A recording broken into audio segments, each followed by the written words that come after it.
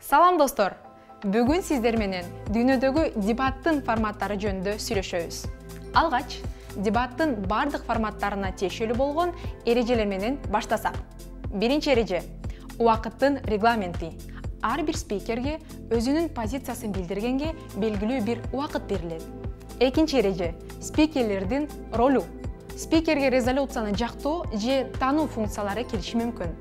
Кандай учур болбосун, спикер өзүнүн ролун аткарып жана позициясын далилдеп берүүсү зарыл. Эми форматтарга кененирээк кирсек. Сиздер менен бөлүшкүм келген биринчи формат Линкольн Дуглас форматы, кыскартылганда LD.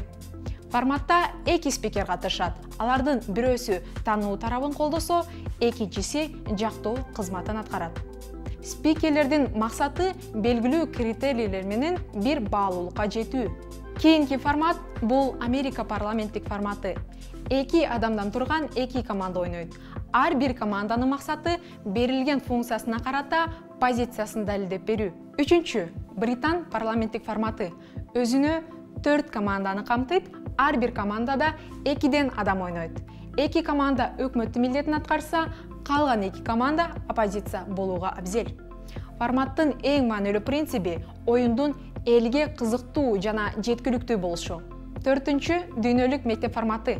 Ошондой эле эки команда ойнойт, ар бир командада 3төн оюнчу киргизилген. Ар бир команданын максаты позициясын сактап жана аны далилдеп берүү. Бул дебаттын эң актуалдуу гана форматтары болду. Эгер ушул форматтарда дебатка катышкыңыз келсе, анда дебатчы менен бирге болуңуз.